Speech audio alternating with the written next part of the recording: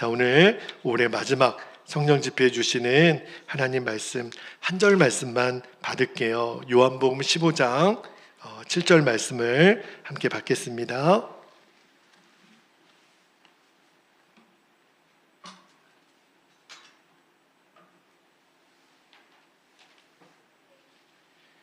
대부분 여러분들이 암송하실 말씀 중에 하나인데요.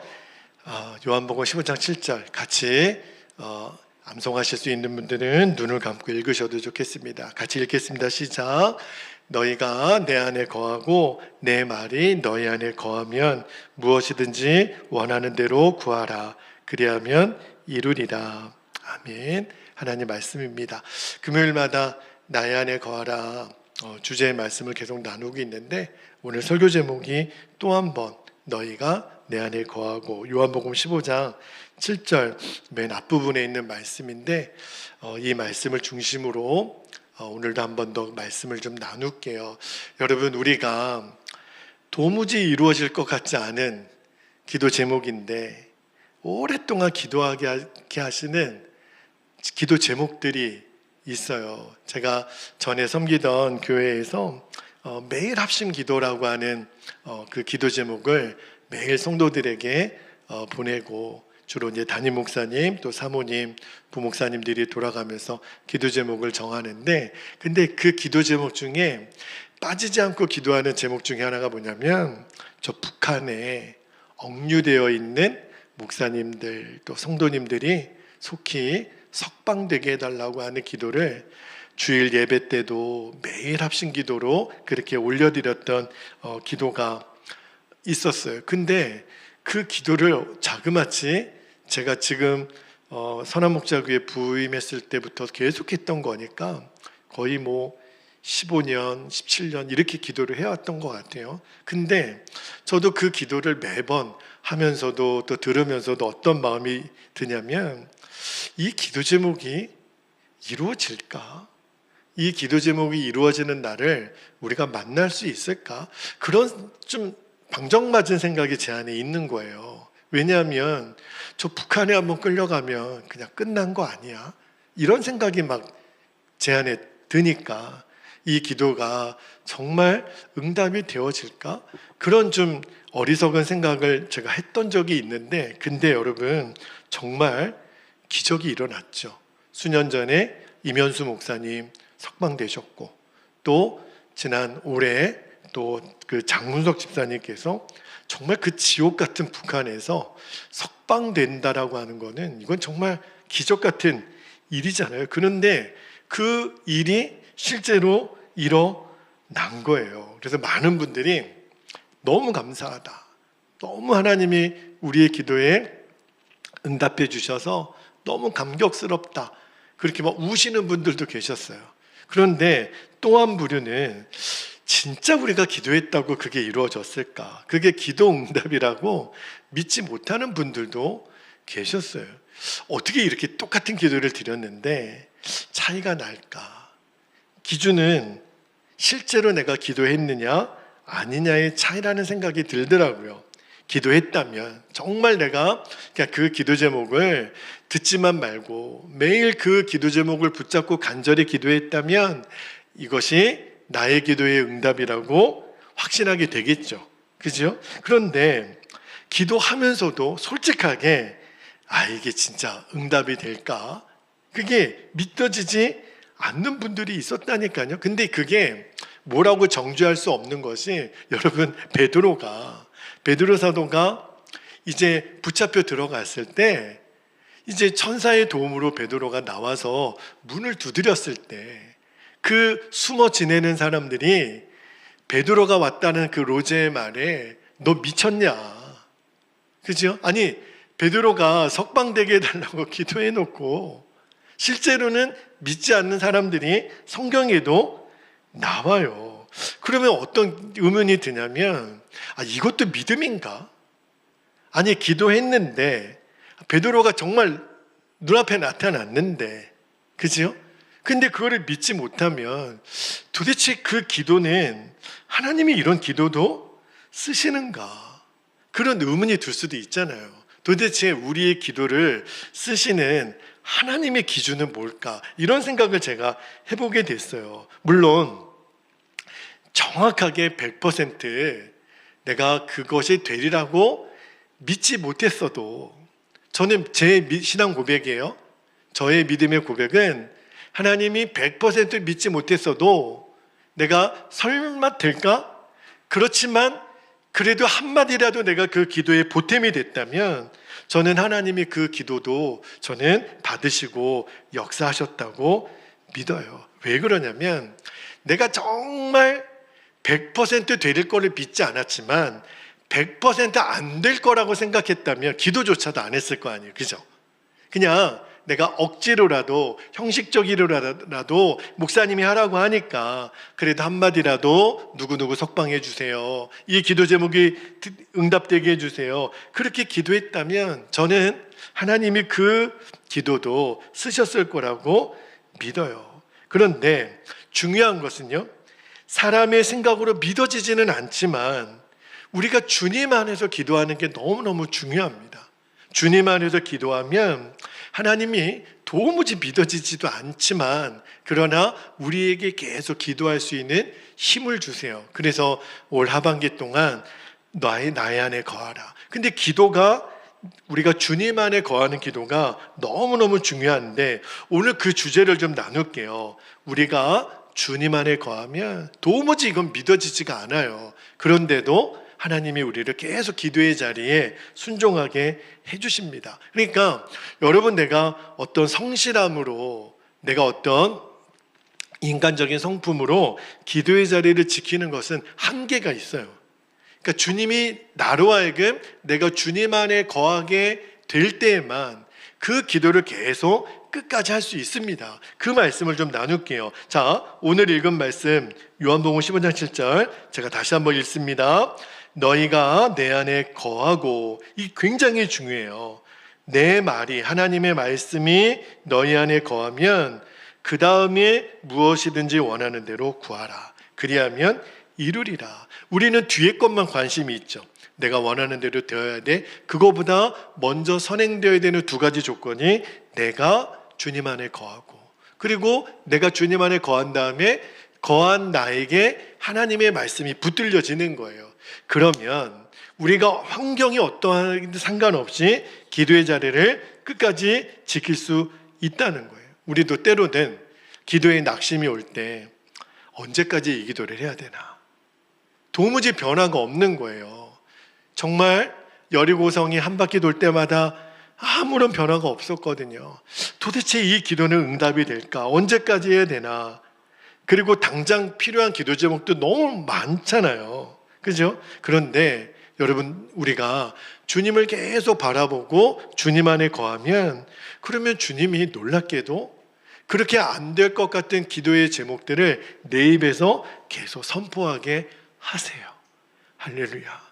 이거는 나의 성실함과 나의 어떤 인격하고 상관없어요.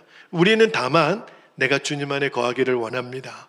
오늘도 주님을 바라봅니다. 그러면 나도 모르게 그동안 계속 기도에 좌절을 줬던 그 기도 제목이 내 입에서 어느 순간에 흘러나와요. 이거는 뭐라고 설명을 못하겠어요. 그러니까 우리가 기도할 때 절대로 우리의 생각, 우리의 판단, 이 기도는 쓸데없어, 이 기도는 해도 안 될 거야, 이게 제일 무서운 생각이에요. 제일 바보 같은 생각이에요. 왜 그런 생각을 하냐면 내가 주님 안에 거하지 않으니까. 주님 안에 거하면 그런 생각이 있을 수가 없어요.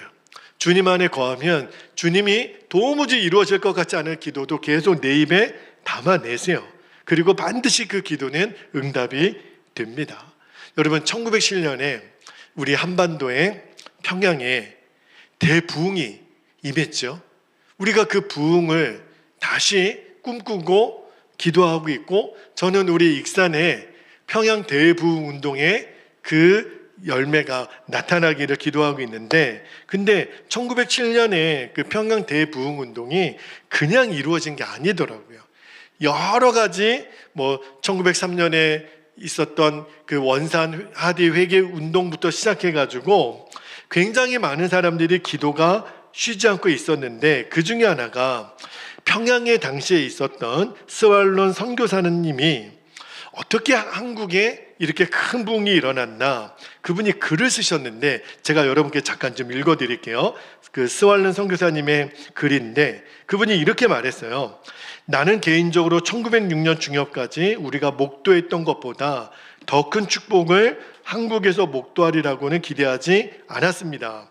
우리가 한국에서 얻은 결실을 중국에서 얻은 결실과 비교할 때 우리의 선교 결실들이 훨씬 크고 풍성하였기 때문입니다. 그러나 1906년입니다. 1년 전에 9월 서울에서 뉴욕의 하워드 에그뉴 존스턴 선교사님을 만나서 1905년과 1906년 동안 2년 동안 인도 카시아 지방에서 8,200명의 회심자가 세례를 받게 된 부흥에 대하여 들려주었을 때 우리의 눈이 새롭게 열리게 되었습니다. 평양 대부흥 1년 전이에요.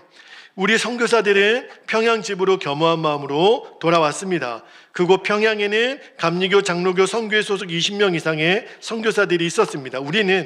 우리 하나님이 사람들을 차별하시는 분이 아니며 하나님께서 평양보다 인도 카시아 지방에 더 큰 축복을 주시기를 원하시는 분이 아니라고 생각하고 더 큰 은혜가 평양 땅에도 임할 때까지 정오의 기도회를 갖기로 결정했습니다. 그런데 우리가 약 한 달 동안 기도한 후에 어느 한국 형제가 이렇게 말을 했습니다. 우리가 한 달을 기도해왔는데 아무것도 특별한 일이 일어나지 않지 않았느냐며 기도회를 중단할 것을 제의했습니다. 그는 이렇게 말했습니다. 우리는 많은 시간을 허비했습니다. 나는 우리가 정당하다고 생각하지 않습니다. 이제 우리가 여느 때처럼 우리 사역을 계속합시다. 그리고 각자가 편리한 시간에 집에서 알아서 기도합시다. 그 청년의 제의는 그럴듯해 보였지만 그러나 대다수 선교사들은 주께서는 인도 카시아 지방에 허락하신 그 축복을 평양에도 내려주시기를 거부하시지 않을 것임을 믿고 기도회를 계속하되 정오뿐만 아니라 오후에 한 번 더 모이기로 결정했습니다. 무슨 말이냐면 선교사님들이 왜 한국 땅에는 부흥이 임하지 않느냐고 너무너무 힘들 때 소문에 보니까 인도에 다녀왔던 그 에그뉴 존스턴 선교사님이 카시아 지방에 8,200명이 회심하고 세례받았던 간증을 전해줄 때 하나님이 똑같은 하나님이라면 인도에만 역사하시는 하나님이 아니라 평양에도 얼마든지 역사하실 수 있는 하나님 아니십니까? 그래서 우리는 기도합니다. 근데 주변에 많은 사람들이 기도한다고 되나? 기도 멈춥시다. 그러나 선교사님들은 계속해서 그 기도를 멈추지 않았다는 거예요. 그러니까 1907년의 평양 대부흥운동이 이렇게 많은 사람들의 기도가 모이고 쌓여서 일어난 것처럼 주님이 오늘 말씀을 준비하는데 그런 마음을 주시는 거예요. 이 익산 땅에 익산의 부흥을 위해서 기도하는 사람이 몇 명이나 될까? 모르죠. 그러나 나는 너가 이 익산의 부흥을 위한 기도를 멈추지 않기를 원한다.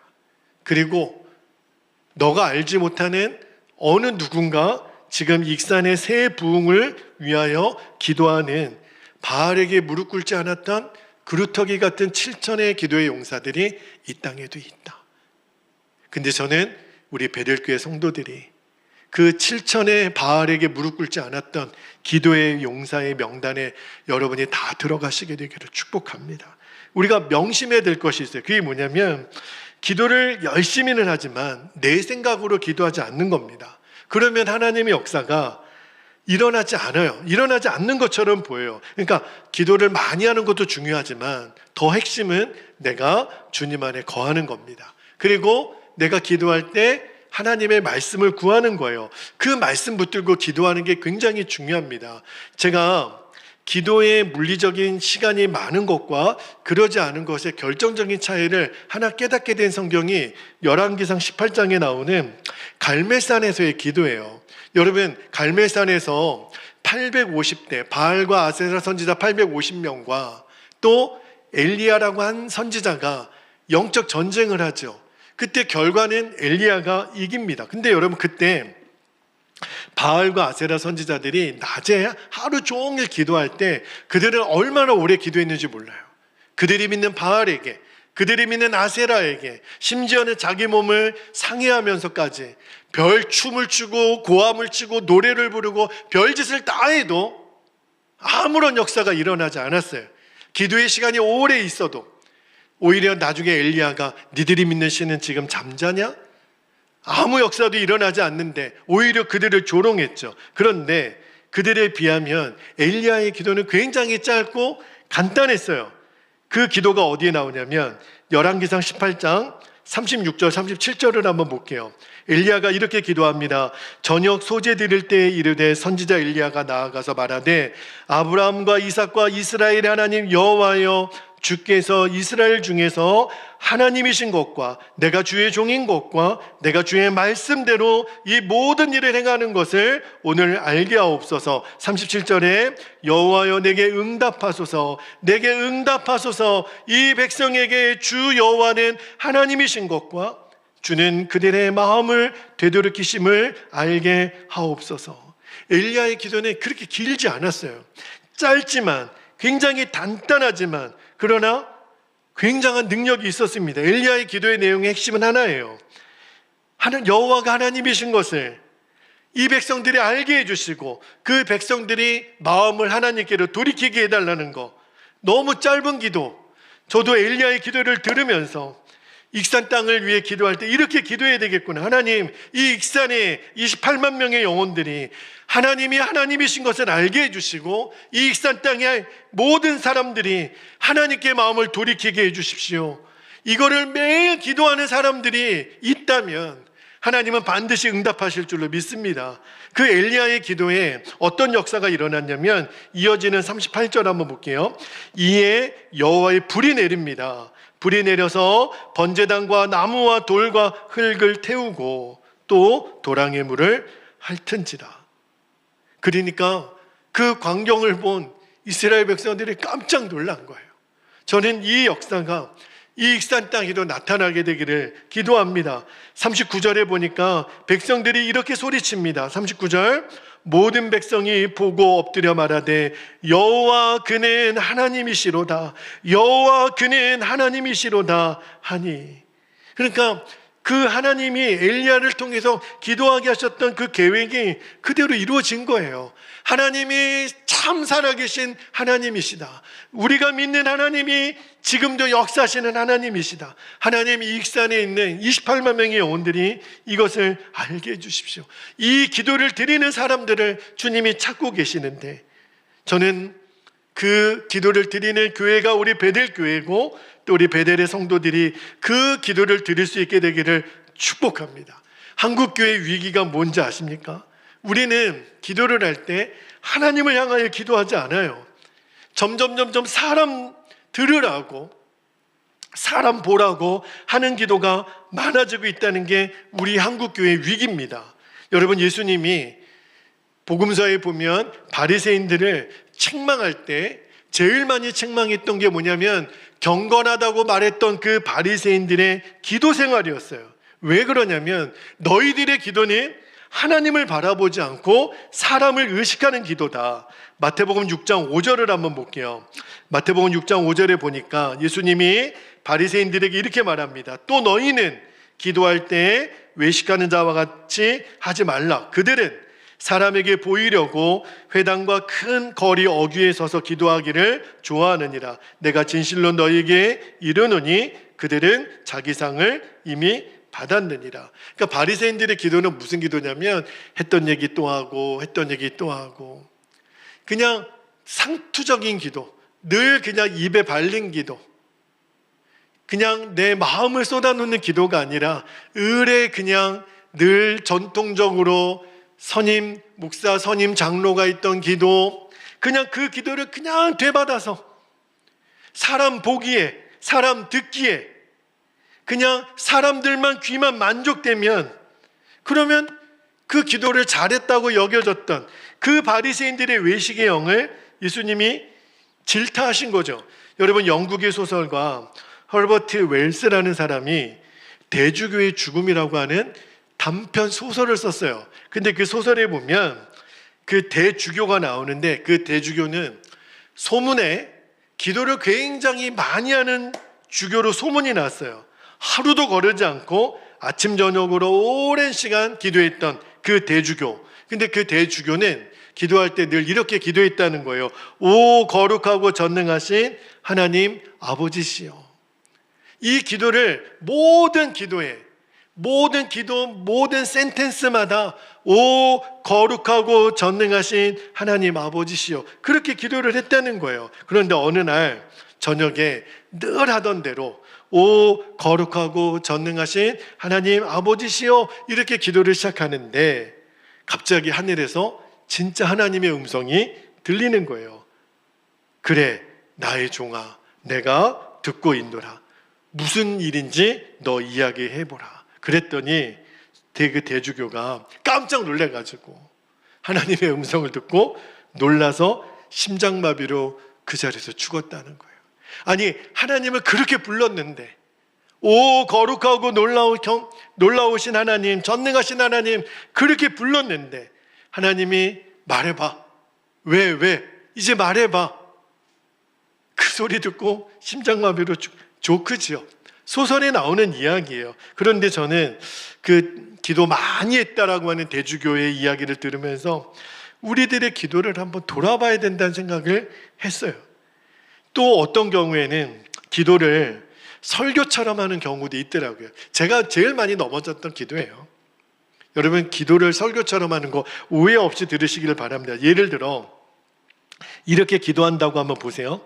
하나님, 우리가 서로 사랑하게 해주시고 교회 봉사도 열심히 하게 해주시고 성경도 많이 읽게 해주시고 전도도 열심히 하게 해주시고 기도도 많이 해야 함을 깨닫게 하여 주시옵소서. 이렇게 만약에 기도했다 그러면 이 기도에 문제가 있을까요? 좋은 기도죠. 아니 굉장히 정말 아주 수준 있는 기도 아닙니까? 근데 여러분 이 기도에 한 가지 문제가 있어요. 자, 다시 한번 읽어드릴게요. 하나님, 우리가 서로 사랑하게 해주시고 교회 봉사도 열심히 하게 해주시고 성경도 많이 읽게 해주시고 전도도 열심히 하게 해주시고 기도도 많이 해야 함을 깨닫게 주시옵소서. 누가요? 누가 깨닫게 해달라는 거예요? 이미 나는 깨달았는데 이 깨닫지 못하는 우리 위에 누구누구는 아직 이거를 모르고 있으니까 그 사람 좀 깨닫게 해달라는 거 아니에요? 내가 만약에 그 진리를 깨달았다면 이렇게 기도를 안 하겠죠. 어떻게 기도할까요? 진짜로 내가 주님 안에 거하고 주님을 바라본다면 조금 전에 기도는 이렇게 바뀔 거예요. 주님, 제가 사랑이 안 됩니다. 저에게 사랑의 힘을 주십시오. 주님, 제가 하나님의 말씀을 제대로 읽지 못했습니다. 전도도 못했습니다. 제가 영적 눈이 항상 뜨이게 해주십시오. 이렇게 기도했을 거예요. 저는요, 설교 준비할 때 늘 제 안에 어떤 연약함이 있냐면, 하나님, 오늘 설교를 듣는 우리 성도들이 빵 터지게, 이야, 역시 오늘 목사님 설교 너무 좋았어. 이제 교회 나섰을 때 목사님 오늘 은혜 너무 많이 받았습니다. 어우, 목사님 오늘 설교 짱입니다. 이런 이야기 듣게 하려고 어디서 그 문장을 따오고 책에서 야 이거는 성도들 들으면 이거 대박이야, 이런 거를 찾으려고 얼마나 제가 애쓰고 그랬는지. 근데 여러분, 대표 기도도 그래요. 저는 매주 우리 교회 성도님들이 대표 기도하는 걸 보면 너무 은혜를 많이 받아요. 진짜 기도를 통해서 은혜를 많이 받는데, 근데 대표 기도자들이 한 가지 우리가 넘어지는 함정이 하나 있습니다. 자꾸 사람이 의식이 되는 거예요. 이 기도의 대상은 하나님이신데, 그래서 무슨 기도의 명문장을 하나 만들려고 하는 그 강박관념이 우리에게 있습니다. 오늘 함께 예배하는 우리 대부분 우리 대표 기도자들이 오늘 모이셨는데, 저도 똑같아요. 저도 어떤 이렇게 기도문을 저도 이렇게 꼭 어떤 모임에 가서 대표 기도하면 기도문을 쓰거든요. 근데 기도문을 이렇게 쓰면서도 주님이 어떤 마음을 주시냐면, 너 나에게 진짜 하는 기도냐? 아니면 이 기도를 통해서 마치 너가 굉장히 신실한 목사인 것처럼, 기도를 잘하는 사람인 것처럼, 또는 그 기도를 누군가에게 듣게 함으로 좀 배우라고 하는 의도는 없느냐? 전곡을 찌르시더라고요. 제가 극동방송에서 소망의 기도를 섬기고 있어요. 한 달에 한 번씩 가는데 제가 그 기도 사역이 벌써 이제 3년 가까이 하고 있는데 두려움이 임하는 거예요. 왜냐하면 그 기도는 생방송으로 이렇게 흘러가기 때문에 제가 기도문을 쓸 수 있는 시간이 없잖아요. 그리고 그 기도 제목을 즉석에서 받거든요. 그러면 그 기도에 대해서 제가 미리 준비하고 묵상할 겨를이 없어요. 그냥 그 기도 제목을 받는 즉시 저는 기도를 해야 되니까 이게 뭘 기도를 준비할 그런 겨를이 없는 거잖아요. 그래서 늘 그 시간이 두렵고 긴장이 많이 돼요. 그래서 제가 어떤 기도 제목을 딱 받자마자 저라고 무슨 기도가 무슨 오토매틱으로 나오겠습니까? 근데 주님이 그러면서 너 기도할 때 마치 이 기도를 전파를 타고 나갔을 때 너의 기도는 무슨 능력이 있고 너의 기도는 무슨 뭐 위로가 되고 격려가 되고 너 이런 평가 받으려고 하는 의도를 십자가에 못 박지 않으면 차라리 하지 마라. 그런 마음을 너무 강하게 주시는 거예요. 그러면 주님은 어떻게 합니까?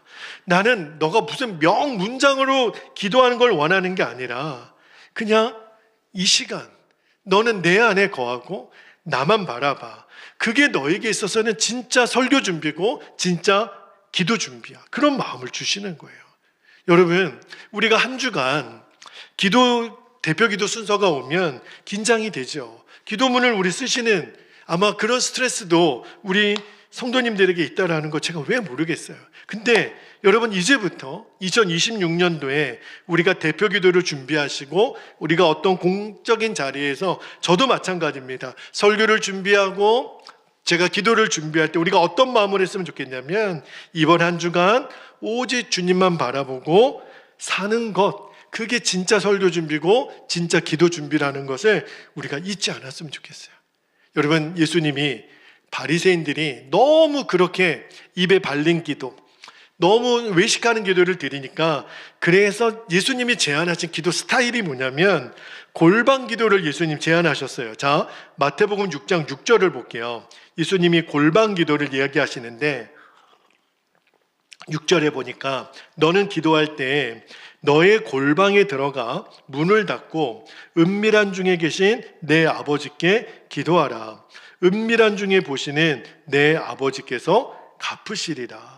여기 보면 은밀한이라는 단어가 이렇게 반복이 돼서 나오는 걸 보면 골방 기도는 은밀한 기도구나. 근데 그 은밀하다라는 것의 의미가 도대체 뭘까? 그게 뭐냐면 골방 기도의 핵심은 내가 주님 안에 거하는 거예요.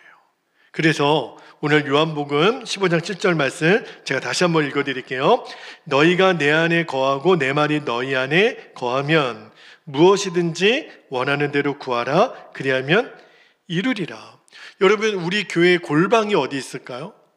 여러분 생각해 봤을 때 이게 본당이 골방일까요? 여기 기도실이 있는데 여기 안에가 골방일까요? 아래 중보기도실이 골방일까요? 어디가 골방일까요? 여러분, 골방은요 아무도 없는 어떤 구석탱이에 있는 그런 공간이 아니고 예수님이 말씀하신 골방은요 누구에게도 방해를 받지 않고 주님과 나와 만날 수 있는 그런 공간을 말해요. 그거는 물리적인 공간이 아니에요. 보이지는 않지만 내가 주님 안에 거할 수 있다면 그곳이 골방이 될 수 있어요. 여러분, 여러분의 집도 여러분의 안방도 우리 교회는 말할 것도 없지만 내가 학교나 어디든지 심지어는요 화장실도 골방이 될 수 있어요. 영적으로는 중요한 게 뭐냐면 내가 주님 안에 아무에게도 방해받지 않고 평안히 거할 수 있는 시간이면 돼요. 그러면 주님이 그 골방에서 은밀히 내가 너의 기도를 듣겠다.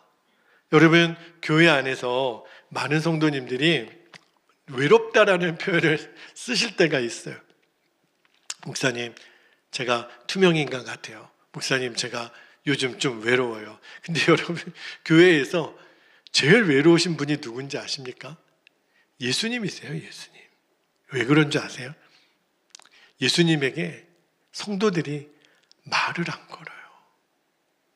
여러분, 기도는 예수님하고 대화라고 했는데 우리 교회는 우리 성도님들이 너무너무 열심히 기도하고 있는 것이 제가 너무 큰 위로가 되고 격려가 되고 감사해요. 근데 너무 많은 경우에 현대 성도들이 예수님께 말을 걸지 않아요. 여러분, 누가 앞에 있는데 인사도 안 해요. 말도 안 걸어요. 투명인간 취급하면 얼마나 무시당한다는 마음을 들겠어요. 그렇죠? 근데 우리 예수님이 지금 교회에서 그 대접을 받고 있는 거예요. 아무도 말을 걸지 않으니까. 그러면서 꼭 필요할 때는 예수님께 말을 걸죠. 이거 달라고, 이거 해달라고, 이거 도와달라고. 아니, 평소에는 아는 체도 안 하고 본체 많지 않은데 꼭 너는 필요할 때만, 아쉬울 때만, 내 도움이 필요할 때만, 나를 사랑하는 것도 아니고 만나기를 원하는 것도 아니고 내 말을 들으려고 하는 것도 아닌데 너희는 꼭 필요할 때만 나를 찾더라. 주님의 외로움이죠. 주님의 아픔이죠. 그런데 골방 기도는 무슨 기도냐면 마치 주님과 연애하는 기도 같아요. 여러분, 우리가 사랑에 빠진 청년들 보면 어떤 때는 닭살이 돋아요. 그 카페 같은 데서 여러분 남자친구랑 여자친구랑 이렇게 대화하는 거 들어보세요. 세상에 건질 만한 거는 하나도 없어요. 뭐 먹을까? 뭐 사줄까? 아주 그냥 닭살 돋는 얘기만 하는데, 근데 그 아이들이 서로 사랑하는 아이들이 그 남자친구 여자친구가 서로를 바라보는 눈빛 한번 보세요. 그 뚝뚝뚝뚝 그 눈에서 사랑이 떨어지잖아요. 사랑이 흠뻑 젖어 있잖아요. 그러니까 골방 기도는 어떤 기도냐면 내가 주님 안에 거하는 것이 너무너무 충만하게 느껴지고 주님이 나랑 너무 가까이 계심이 내가 고백이 되는 거예요. 주님이 그 성결교회 이성복 목사님은 맨날 이렇게 그 손을 꽉 쥐고 다녀서 목사님 왜 그러세요? 나 예수님 손잡고 가는 거야. 그렇게라도 예수님 가까이 계심을 누리시려고 했던 그 목사님, 여러분, 그게 우리가 진짜 누려야 될 응답이고 행복인 줄 믿습니다. 찬송가 364장, 옛날에는 이 364장이 내 주를 가까이 하게 하면이었는데 지금은 이 찬송이에요. 내 기도하는 그 시간, 그때가 가장 즐겁다. 아멘이죠. 기도 시간이 제일 즐거우시죠. 근데 그 찬송에 작사하신 목사님이 계신데 월포드라고 하는 목사님이 그 찬송을 지으셨대요. 근데 저도 몰랐는데 그 찬송을 작시하신 월포드 목사님이 앞을 못 보는 맹인이시래요. 앞을 못 보시는 그분이 뭐라고 고백하냐면 내 기도하는 그 시간, 그때가 가장 즐겁다. 이 세상 근심 걱정에 얼매인 나를 부르사 내 진정 소원 주 앞에 낱낱이 바로 아뢰어 큰 불행 당해 슬플 때 나 위로받게 하시니. 앞을 못 보는 그분이 내 기도하는 그 시간이 그렇게 좋으실까? 그렇게 즐거울까? 저는 그 고백이 절대로 과장된 고백이 아니라고 믿어요. 골방에서 은밀한 곳에서 하나님을 만나니까, 하나님과 사랑이 너무 절절히 쩔어 있으니까 이거는 오히려 축소법이죠.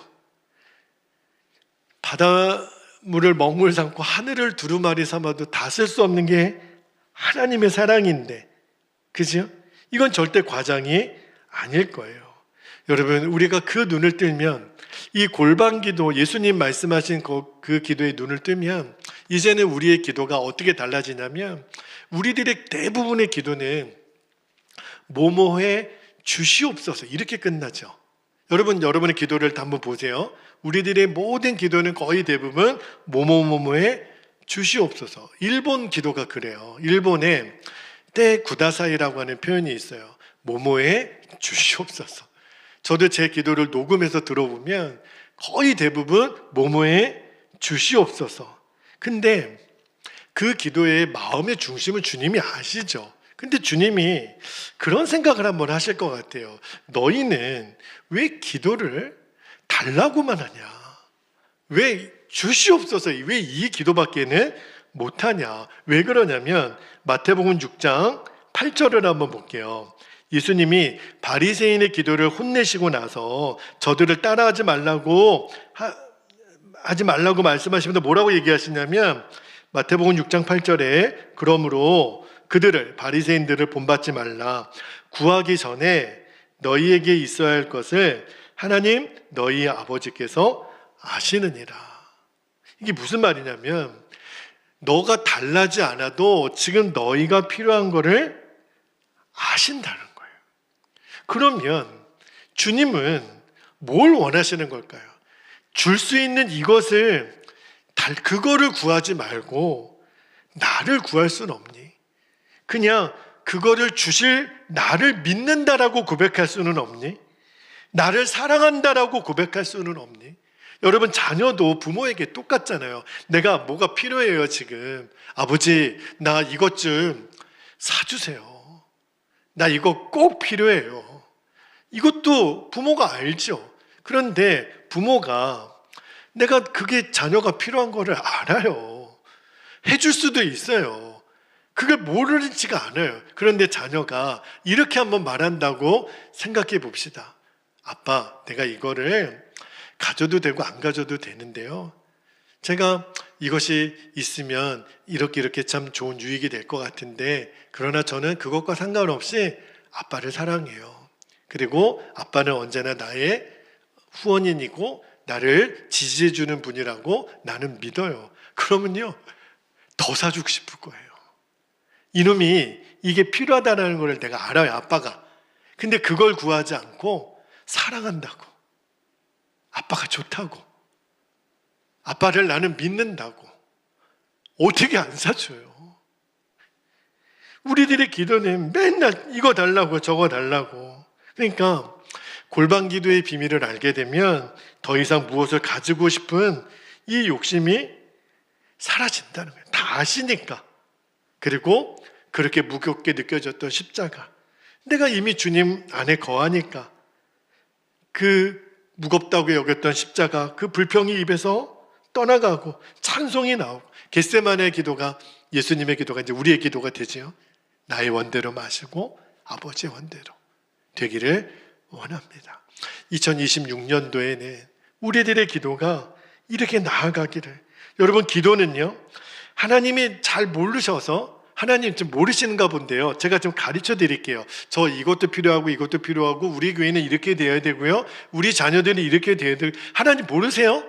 이걸 제가 좀 알려드릴게요. 이게 기도가 아니라, 기도는 뭐냐면 하나님이 우리에게 뭔가를 주시기를 원하시는데 그것을 위해서 필요로 하는 게 기도라는 거예요. 여러분, 내가 원하는 것을 받는 게 수지 맞겠어요? 하나님이 주시려는 것을 받는 게 수지 맞겠어요? 비교가 안 되는 거죠. 하나님이 나보다 나를 더 잘 아시는데, 우리에게 필요한 것이 무엇인지를 다 아시는데 하나님이 주시겠다니까요. 그거를 구하라는 거예요. 내가 원하는 거를 구하지 말고. 요즘 겨울철에 저희 그 승용차를 운전할 때 제가 난감한 일이 하나 있어요. 바깥의 온도와 실내 온도가 너무 다르니까 이게 아침이면 성에가 심하게 껴요. 아무리 에어컨을 켜도 성에가 사라지지 않아요. 그런데 운전을 해야 되니까, 운전을 가니까 이게 제가 이렇게 수그려가지고 그 밑에 조금 보이는 그 창문을 통해서 운전하려니까 너무 힘들더라고요. 제가 지난번에 서울을 한번 다녀오는데 갑자기 폭우가 쏟아지는데 고속도로에서 이게 운전을 하고 가는데 갑자기 옆에 큰 버스가 이게 물 웅덩이를 확 밟고 지나가니까 그냥 앞에 저희 차를 확 덮치더라고요. 한 1초, 2초, 3초 너무 당황스러운 거예요. 앞이 안 보이니까. 여러분, 어떤 때 안개가 너무 낀, 그래서 도무지 앞이 안 보이는, 아무리 그 상향등을 켜도 보이지 않을 때는 운전이요 너무 힘들어요. 너무 불안해요. 너무 두려워요. 그럴 때가 있거든요. 그런데 생각해 보니까 우리들의 인생이 꼭 그렇지 않습니까? 우리가 내일 일을 알까요? 여러분, 우리 인생에 예상대로 되어지는 일이 많습니까? 예상 밖의 일이 일어날 때가 많습니까? 거의 대부분은 예상 밖의 일이 너무너무 많이 일어나요. 그러니까 주님이 왜 그 묵상을 하게 하시냐면 우리가 매 순간 마치 앞이 안 보여서 얼마나 그때 긴장하고 두려워하고 조심하고 그렇습니까? 그렇게 우리의 인생을 그냥 정신없이 바쁘게만 넋놓고 살지 말고 그렇게 조심하면서 그때 주님의 마음을 구하고 주님 나를 인도해 달라고 긴장하고 그렇게 그 마음으로 2026년도를 시작하라는 마음을 주세요. 자, 이사야 30장 21절, 제가 수요 예배 때도 한번 이 말씀을 드린 적이 있는데 이사야 30장 21절에 보면 이렇게 말씀합니다. 너희가 오른쪽으로 치우치든지 왼쪽으로 치우치든지, 잘 보세요. 너의 뒤에서 말소리가 내 귀에 들려 이르기를 이것이 바른 길이니 너희는 이리로 가라 할 것이며. 이게 무슨 말이냐면 내가 왼쪽으로 가야 돼, 오른쪽으로 가야 돼. 우리의 인생길 앞에서 2026년도도 그럴 거예요. 어디로 가지? 어디로 가지? 근데 이사야 선지자가 전하기를 너의 뒤에서 들려지는 말소리가 있을 거라는 거예요. 그게 주님의 음성입니다. 그 주님이 이것이 바른 길이니 너희는 이리로 가라. 이거를 들을 수 있으면 되잖아요. 우리가 2026년도를 시작하면서 매일 아들아 이것이 바른 길이니 이리로 가. 베델교회는 이리로 가. 너희 가정은 이리로 가. 내가 너에게 말해준 대로 가. 그러면 되는 거잖아요. 여러분, 우리는 거의 어떤 일정을 짜놓고 우리는 사는 것 같아요. 근데 안 그렇습니다. 우리는 매 순간 주님이 말씀하시는 것을 듣기 위하여 기도해야 됩니다. 그래야 주님이 원하시는 그 길을 갈 수 있어요. 마치 아까 제가 말씀드렸던 것처럼 한치 앞을 안 보이는 운전대를 잡을 때 얼마나 긴장하고 얼마나 내가 조심하고, 마치 그런 것처럼 주님이 말씀해 주시지 않으면 저 한 걸음도 나아갈 수가 없습니다. 주님, 저에게 말씀하신 대로 이리로 가라. 그 말씀이 들려지면 저는 그 길로 가겠습니다. 그렇게 기도하라. 그런 마음을 주세요. 이면수 목사님이 북한에서 석방되실 때 그런 말씀을 인터뷰 중에 하셨어요. 주님과 밥 먹으며 대화하고 노동하면서 기도했고 끝이 안 보이는 긴 고통의 시간이었지만 주님과 나만의 시간으로 이길 수 있었습니다. 그 독방에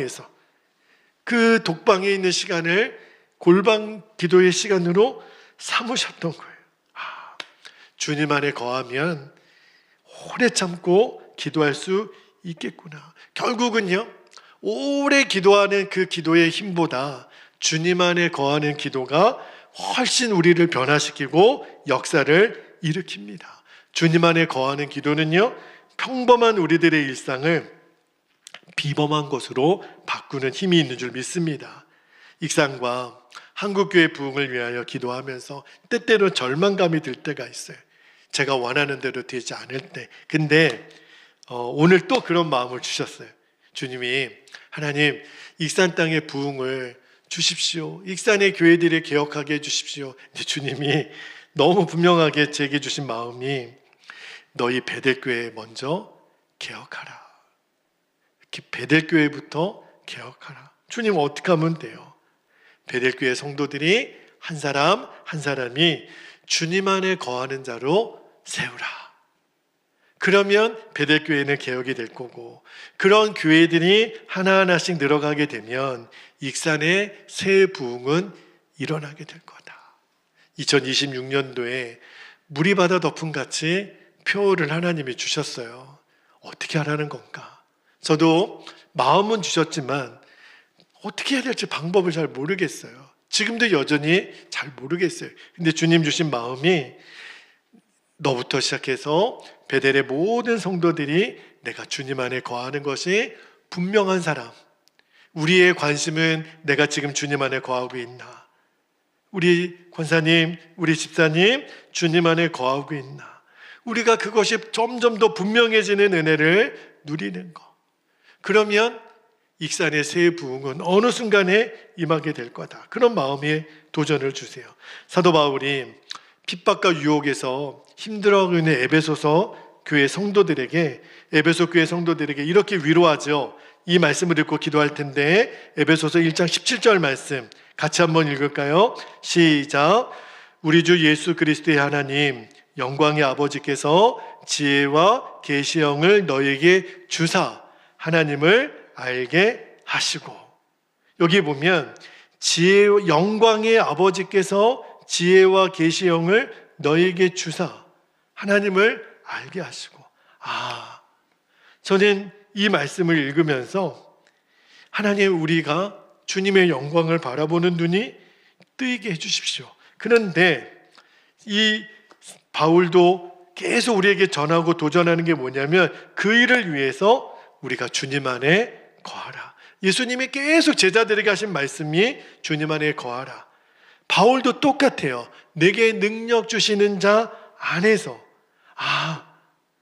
그러면 내가 주님 안에 거하기만 하면 모든 것이 다 바뀌겠구나. 내 생각, 판단, 이제 두려울 것도 없고, 힘들다, 어렵다, 못하겠다, 불평, 원망 다 사라지고, 그렇게 두렵게 보였던 그 세상의 문제들이 이제 콩알보다도 작게 여겨지고, 그러면 되죠.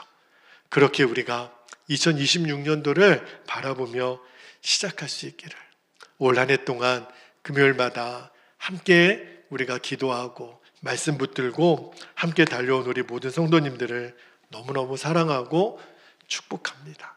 빈자리가 많이 있지만, 그러나 하나님은 이 눈에 보이는 것에 우리들이 반응하지 않고 믿음으로 계속 반응했던 것, 저는 우리 일주일 우리 교회에서 드려지는 모든 예배 시간이 감사하지만 우리 금요일에 이렇게 모여서 충만하게 기도했던 이 시간이 너무너무 감사해요.